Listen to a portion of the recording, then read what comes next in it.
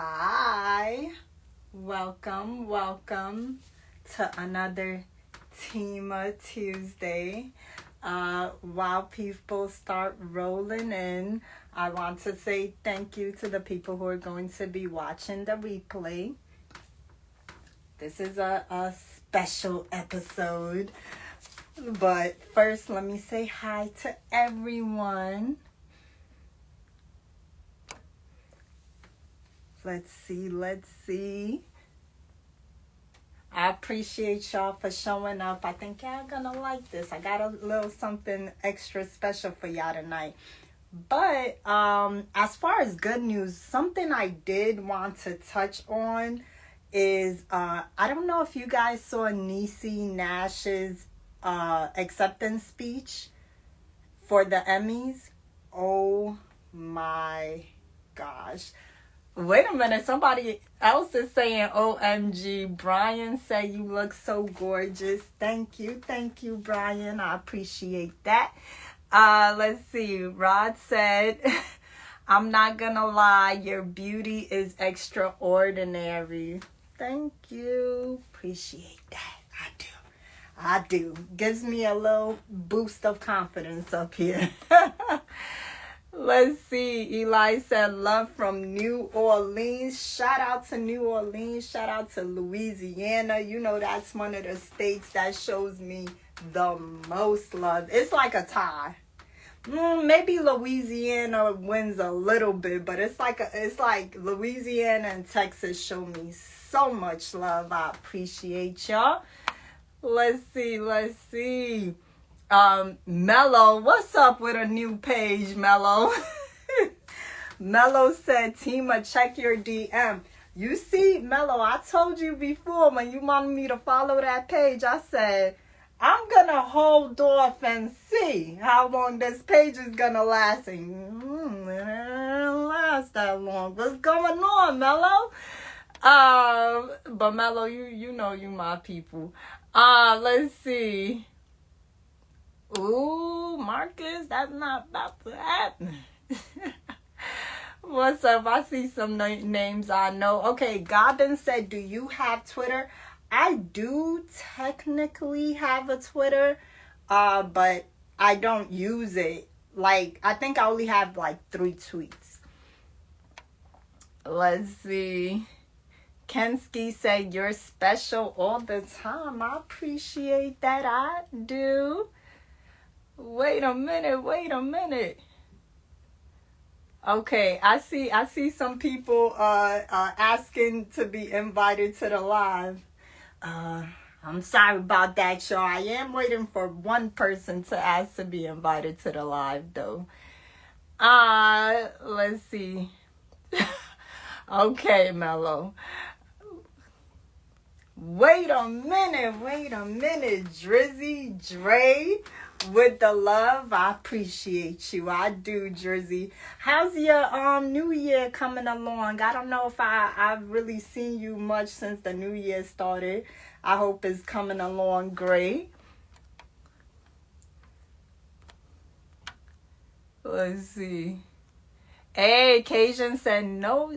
Wait a minute. Let me try to say it right. Is it? Oh, nah. I can't say it right, but shout out to New Orleans, Cajun. I can't say it the right way right now. Let me think. Is it Nola?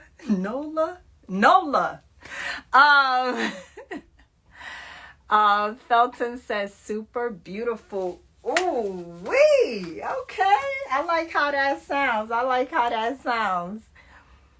Hey. Mello said, you said I got 2 pages. I don't know. That other one look like it's not up no more. What's up, Rollin? You know what? Realionaire said, how often do you work out? You know what? Now, I remember I told y'all when the new year started, I'm on my whole body, mind, and spirit thing. Like I'm trying to elevate all of those. So I'm working out so much more consistently. I would say every other day, which at the height of me being really on schedule and on like on my stuff. On it, on my tippy toes. That's really what I do, like every other day. But yeah. I started off with that fast. I'm doing mostly pescatarian right now. I'm feeling good. And I see, okay, if you asking how often I work out, obviously, I'm not working out in vain. Let's see. Hey, what's up, Dreezy? Oh, Usher style. There goes my baby. What's up, Dreezy? I love seeing names I know. Let's see. Hey. Oh, I love those sunflowers. How you knew that's my favorite flower? Mac Boy, how you knew? That is my favorite flower. I love seeing those sunflowers in the chat. Appreciate you. Let's see. Okay, so Tim said, are you from Nigeria, or how do you pronounce your name? I'm not from Nigeria. I do have some Nigerian ancestry, but I'm Ghanaian. And my name's Fatima. So let's see. Okay. Drizzy said, hey, gorgeous. New Year has been amazing so far. I like to hear that. Busy but very productive. That skirt is skirting. Talk about it. And of course, y'all subscribers, y'all know what it is. Y'all get a nice little look at the outfit after the show. What's up, 24? Is it Spaz 24? Someone really close to me is called Spaz too. That's crazy. Hold up. I'm gonna, if I skip a bunch of comments, don't hold it against me. Hey, I see you with the Ghanaian flag, not the Guyanese flag.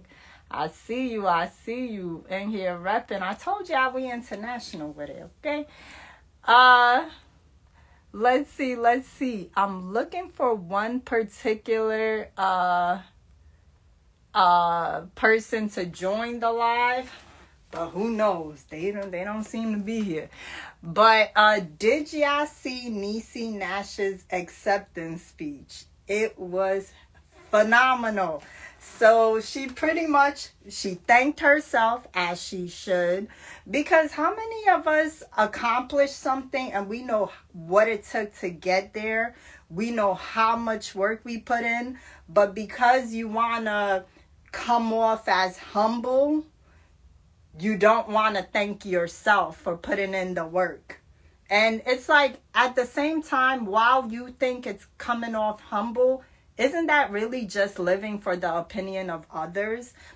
I loved the fact that she thanked herself. I loved the fact that she said the names of Breonna Taylor and Sandra Bland on such a big stage. Like, I loved it. Yo, and she's one of those people that, like, she works consistently. Even if you don't know the name, which would be hard not to know the name, right? Like, you definitely know the face. She's been on TV forever. I like seeing people get their flowers, and she deserved to give them to herself too. Let's see. Did y'all see that? Yeah, no, maybe so. Okay, so Mel said, oh Lord. Okay, this is my co-star though. Don't downgrade my co-star to an assistant, Mello. What's up, Cool Vibes Lounge? Cool Vibes. Oh, we're talking about Niecy Nash. Did you see her acceptance speech? It was really powerful. If you haven't seen it, I really, really recommend that you watch it. Okay, Twin said, Hey, what's up, Twin? Twin said another Teamer Tuesday from the Cakery Studios. You know what it is. You know what it is. It's still the Cakery. Um, the wave is back. Get your mind right. You better get your mind right. What's up, Twin? And so it said, by the way, nice outfit. Thank you. Thank you. Yo, I'm doing a lot of blacks lately. I think it's because, like, since my hair color isn't black anymore, like, it's a nice little contrast. I think this is probably the most I've worn black in probably my whole life, because I don't usually wear the color black a lot, but I'm liking it. It's chic, it's simple. Let's see. Sneed said, peace, beautiful. Peace, Sneed. Yeah, okay, you should watch it. You should watch it. I know if you just do a simple search on Instagram, you'll see her pop up. Hey, hold on. Another name I know, Melanin in here. What's up, Melanin? Melanin showing that love. You know I appreciate you. I hope you're doing good, Melanin. Okay, so we're about to get started. Hold on, let me see. Because I see the person I was waiting for to put in that invite. Let's see. Cool Vibe Lounge said, how's the year been going for you? Missed both your lives last week. My year has been going amazing. So I'm focusing on my mind, body, and soul. So I'm doing a lot of, like, I'm staying consistent with my workouts. Ever since the fast, that was like a reset for me. My diet is like so good now. We'll get into that later. Maybe I'll do some posts on that. My diet is like, I'm eating super clean.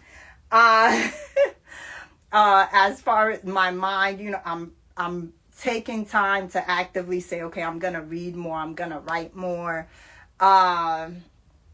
And as far as like soul, spirit, I'm meditating more consistently, because I always did, but I would say more consistently and intently. That kind of leads us to today's show. So when we talk about your soul or your spirit, there's a couple of things that I think you need to do in order to like get to that next step. And one of those things is letting go. So someone earlier, so Dreezy is talking about friends that ain't friends. So sometimes it's people you have to let go of. Sometimes it's anger or bitterness you have to let go of. And that leads us to our interviewee today. Someone with a powerful story. I'll let this person introduce themselves. Author Paul Hunter.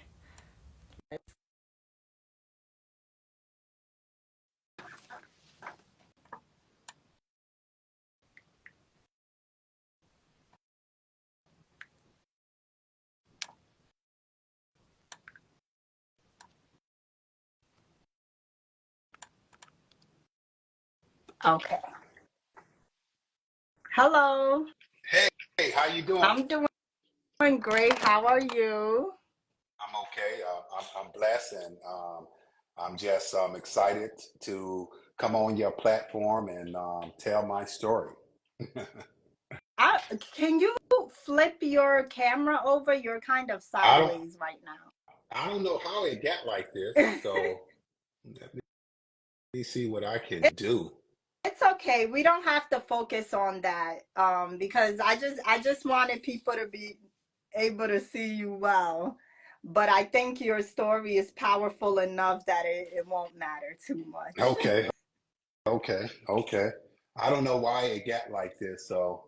I try to flip it over and then it won't flip over. So something is going. Maybe turn your phone uh counts counterclockwise. Okay, hold on a minute. Let me go here. Turn it again. Yes. Perfect. Okay, hold on a Yeah. minute. Mellow, please. Talking about camera sideways is crazy. Let me see. We got Okay, it the I right got. way now. Just Yep, yep. Let me switch up chairs. Okay. okay. Okay, so I'm going to introduce his story while he does that. Uh, Basically, he's an author. He writes about his experience. He's also been on quite a few podcasts and even TV shows, speaking about his story growing up in for lack of, like, you're gonna tell to the extent, but growing up in a very large family. So I'll let you take it from here, Paul. Well, let me get started, okay? I am Paul Lamar Hunter. So I am the 19th child out of 21 children. Yes, ladies and gentlemen, my mother birthed 21 children by my dad. And I'm telling you, they couldn't keep their hands off each other. But if you ever get the time to sit at your office or and just contemplate on how did this woman birth 21 children? How many years did it take? And I'm going to tell you, it took my mother 15 years to birth 21 children by one man. 17 of us living today, 63 grandchildren, and 87 great grandchildren. And I'm telling you, my siblings might be watching this interview, so don't you say nothing derogatory because we will come and get you.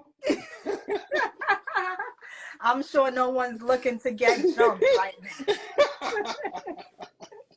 But you know what? If you look at my family, you have a basketball team, you have a football team, you have a hockey team, you have a soccer team. Um, And one thing I can say that this journey that I've been on and with my family, it's just been some difficult times, but it's joy at the moment right now. So I wanted to ask you, you talk a lot of, you kind of touched on the transition between a difficult time and where you are at right now. So let's talk about when we say getting over and letting go of anger and bitterness, where did that stem from? I think it started in 1976. Um, it was a house fire that happened, and my brother Thomas and I was trapped in this home, and my brother couldn't get us out, so the fireman he was there and he revived my brother Thomas, and the other one had me on his hip, and he told his partner that we have to get out of here. This house is just consumed with fire. And so as they began to go downstairs, fire was just everywhere. So my mom, she was born in Vicksburg, Mississippi.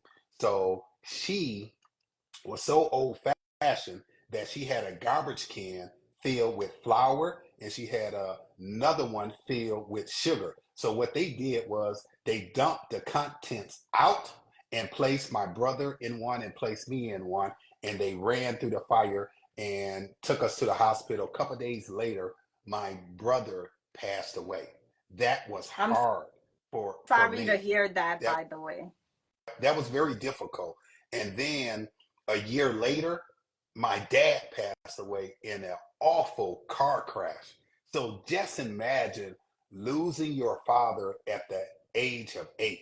So it was very difficult on the Hunter family. So I grew up with a lot of bitterness and resentment because I was still dealing with the death of my brother. Now I'm dealing with the death of my father. So I was just angry at society. I had so much resentment and animosity. And then trying to go to school as a kid, and when you in school you cannot focus because you hear the fire trucks, the siren going, and you have these flashbacks. The trauma is still there. And as a kid, I used to run underneath the table because it brought back flashes of my brother in that house fire.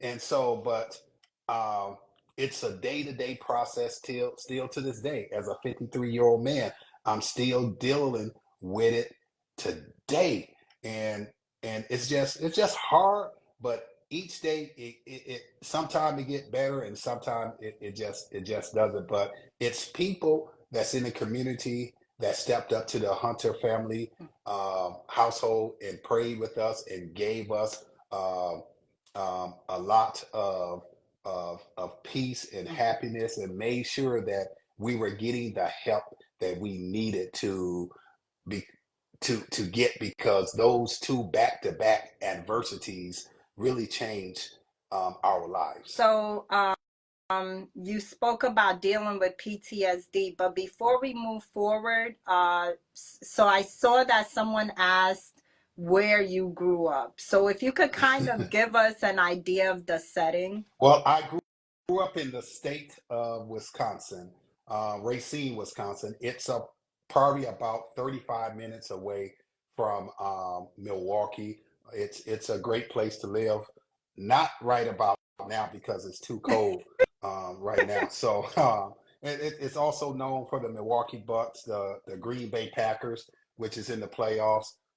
So that's where I grew up at. It's very diverse there in the city of Racine, Wisconsin, and I love it, but I don't miss it because now I'm living here in San Antonio, Texas, because this is where my children are at. Okay. So let me ask you, as far as the PTSD, how were you able to at least begin to manage it? Um, I began to manage it when I was 8 years old. I used to see a psychologist in grammar school and also in middle school. But it really started to change when I got 18 years old and I got into society, and I started to ask questions and surround myself with positive men and women. And the church plays an instrumental role in making sure that I was getting the proper help that I need. Oh, And it's critical because the church plays a critical role in the community because of some of the tools that they have there. Counseling, which is real good when you dealing with a person like me that had, like I said, dealt with back-to-back deaths, you know, and then missing my father, missing my brother, and it was hard, but like I said, it's a day-to-day process. Every day is a process, but when every time when I wake up, I understand that God allowed me to wake up, so I have purpose. Oh, absolutely. When we spoke during our pre-interview about deeper about your family life and the resentments, and you spoke right now about the role the church played. Can we get into religion versus uh, how your parents may have chose to use religion in your life, what was allowed, what may have not been? It's interesting because my mother and father was, to me, they were the perfect couple that God put together. And I tell people all the time that they weren't perfect, but they were the perfect couple that God put together. And my mother and father, they had a deep relationship with Christ. They had faith. And I know that um, with the prayer of my father, with the prayer of my mother, I wouldn't be here today. And so my mother continued to pray for us every night, and also before we went to school in the morning time. It was critical that she got up at the same time, and she would circle us all we were in a circle and we were hold hands in agreement. And my mother used to pray a strong prayer and ask God to shield and protect her children and made sure that we would make the right decisions. And she always used to end it with, you are a product of me. So when you are out in society, you are representing me. And I do the exact same thing to my kids. Even though my kids are adults now, I tell them, when you are out in society, wherever you at, you are representing your mother and you are representing your father. So I thank my mother and father, even though they passed away now, but I really do thank them because I learned so much about the power of prayer and the power of forgiveness. So, are there things in your childhood in regards to the way you were raised that differ from how you raise your children? And does that is that attributed to anything, any resentments you may have had with the way you were raised? The way I was raised was totally different from my children. Now, like I said, my mother was not perfect, but one thing I can say, my father was very loving and caring. You understand? My mother was the total opposite of that. She didn't like to give hugs. You understand? She didn't like to say, "Oh, I love you." You understand? My father would say that. So all the time. So, but as I learned about my mom's history, I discovered a lot of things that happened in her childhood. You understand? Because she grew up in Vicksburg, Mississippi, and she had to constantly run from the KKK, and she witnessed her cousin being raped and murdered, but they didn't get her, but she got away. So, and I learned that you can't give what you don't have. Hmm. Hmm. So I can't emphasize enough. My mother and father was not perfect at all, but my childhood was totally different because my mother and father stayed on us all the time. And when we did something in the neighborhood in the 1970s when I was born, if Mrs. Jones or Mr. Parker saw me do anything or any of my siblings, they had permission to discipline us. And then when mama and daddy got home, guess what mama and daddy This do? They will whoop was you. that. They will do the exact same thing. So when it came to me raising my children, I was able to really love my children unconditionally. And so I was able to be their basketball coach. I was able to be their teacher. I was able to help them with their homework. My mother couldn't do it because she had too many tasks and then the different personalities that she's trying to manage, in a big family like the Hunter family. Just imagine having 21 children and you dealing with multiple personalities. How many brothers and sisters? Like, what's the ratio like? Okay, 11 women in the family and 10 men. But if my mother was alive today, she would tell you that them girls gave her hell. That's what she would say. That's what she would tell you. Oh my gosh. But it's a great story. And with my children today, I constantly call them before I end the phone call. I tell them that I love them because I do love them.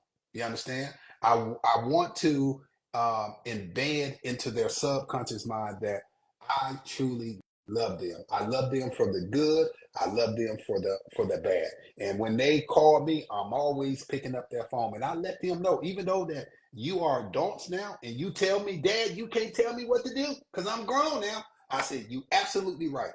But listen, the only thing I can do is give you advice, and it's up to you to accept it or reject it, and it's all Is on you.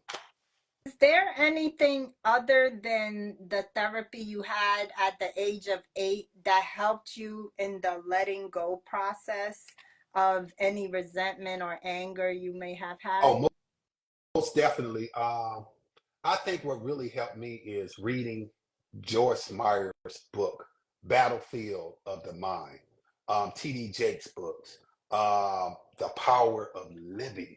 That's a very good book. And Rick Warren. purpose-driven life. And that right there is very powerful.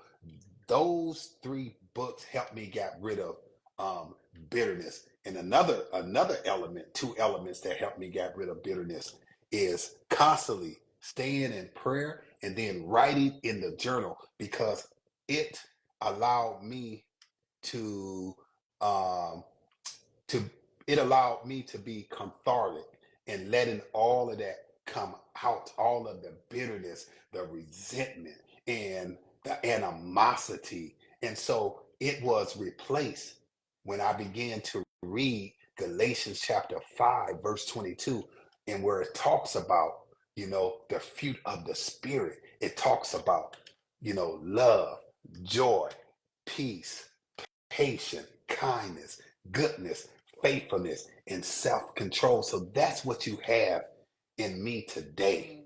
That's what you have, the fruit of the Spirit inside of me today, because I'm a better man. I don't hold on to anything anymore. I just let it go, because life is too short, and I'm not taking that to the grave.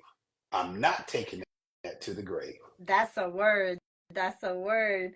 So, if you had any other advice to give to someone who was battling with their mind, with their own thoughts, what would it be? I would tell them that don't be afraid. Don't be afraid to ask for help. Go out and seek a therapist. Go out and seek a psychologist. Go out, seek a mentor. Go out and seek a pastor, someone that can assist you in your journey. Because there's a lot of people out there that has some problems, even mental issues. You should not be afraid to ask for help, because that's how you move forward in life, and that's how you begin the process of healing.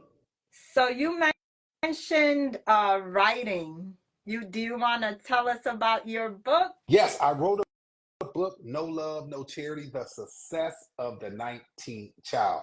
In that book, I talk about my journey of growing up in a family of 21. Letting people know that as a 53-year-old man, that I have nieces and nephews that's older than me. So if you really think, you would say, wow, when your mom was pregnant, some of your siblings was having a baby. So the book is extraordinary. It talks about my life of growing up and also being the first to graduate from college. I am the first. So it was a big accomplishment to graduate from college, because I went into that university and I told myself there's only one direction that I can go, and that was up. And that's what I did. I went up. I represented my mother. I represented my father. I represented my siblings. I represented my nieces and nephews. I represented people in their inner city, because I want to give them hope. I want to inspire them. I want to encourage them that if Paul Lamar Hunter can do it, you can also do it as well. So, are there any other ways you let people know they can do it as well, Oh, even kids? yes, yes. At this time, I have been visiting the Boys and Girls Club, Big Brothers and Sisters. So anytime that I'm doing speaking engagements for different organizations, I always make sure that I'm stopping by the Boys and Girls and Club, the Boys and Girls Club, because it is important. Because there's a lot of people in the inner city that visit the Boys and Girls Club. They need an outlet. So the Boys and Girls Club is a great outlet for them, because they might be struggling at home, um, financially. They might be struggling academically. They might be struggling socially, and they can get the assistance there at the Boys and Girls Club. So I'm always at the Boys and Girls Club, because that's where people like me need to go to inspire them to go up. Okay. Oh, I also wanted to ask you. I think I heard that your book might be turned into A you want to finish screenplay. that thought? Yes, my book, No Love, No Charity, The Success of the 19th Child, right here, has been adapted into a screenplay. And it has been picked up by tail flick. So we signed the deal uh, 2 years ago. So now we are in the process of putting the different characters together. So, I think that the best character to play my mother is Vivica A. Fox. Mm. I think she can play my mom very well. I don't know who would play a guy like me because at the time I was bald head, so I was thinking about Tyrese. Now I got the long hair, so I really don't know who would play a guy like me. So, but if I had to pick a guy, I think it would be that guy from from Finding Forrester. Very good movie. So I can't recall the guy's name, but he was in the movie Finding Forrester. So it's a great movie. But I believe in the next year or two, things will get settled, and one day you'll be taking your husband or boyfriend to the movies. And I'll be going to see your Yes, story for sure. yes.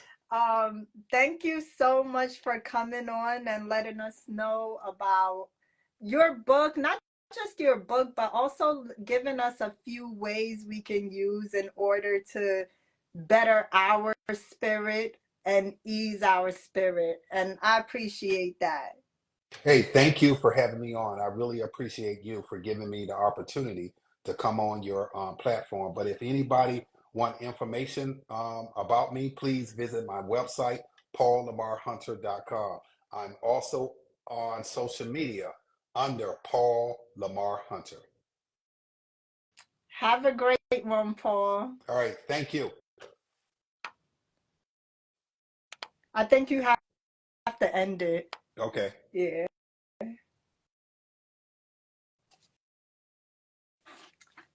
All right, y'all. All right. Um, any thoughts, y'all? Any thoughts? Thank you, Mello. I saw Richie Rags getting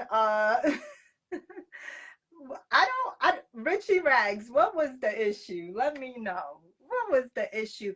And Mello, I really appreciate you being engaged and positive during what he was saying. I know that sometimes it could be a little, well, he's done a lot of podcasts and stuff, but sometimes it could be a little intimidating um to get on these things, especially with such a personal story. So you gotta give people some grace. Um, Travel said that was a nice interview. I enjoyed it. Thank you. Thank you. Thank you. I try to give y'all something a little bit different every now and again.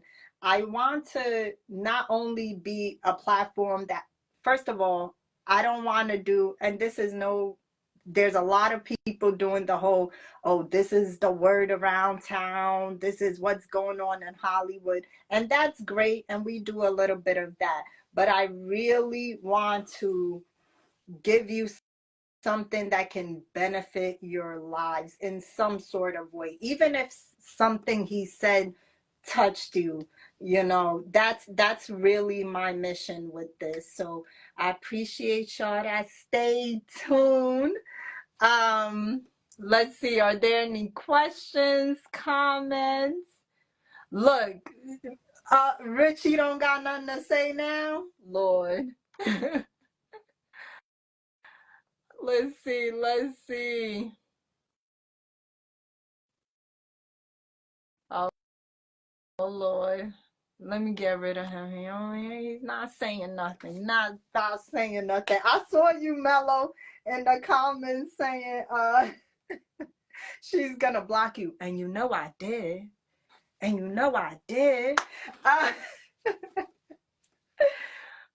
oh Lord, but seriously, thank you for those who were engaged. I saw Cool Vibes Lounge and asking some questions, so I was able to ask him those questions. Uh, Appreciate y'all. Hold on, let me see. Oh, Richie Rags did say you only talk positive in the comments. Oh, that's what he meant. Okay, yeah, of course. Let me unblock you. Yeah, I mean, here's the thing, right? of course I'm going to speak positively to this person. You know, they took the time out to share a very personal story about themselves. So I'm going to make this a comfortable space for that. And so if you have a compelling story, yeah, you watching, if you have a compelling story and you're trying to share it, let me know. You never know, I might bring you on. All right, y'all. I hope this has been interesting for y'all. And I will see you on Tuesday. But before I go, I want to thank Drizzy, Dre, and Melanin with the love. I appreciate y'all. And for my subscribers, I'll see y'all later. I'll do a little behind the scenes. Mello said, my story is to get you to Green Acres. I'll let you know next time I'm there. All right, y'all. Everybody, y'all know what I say at the end of this and every broadcast. Stay safe and stay blessed.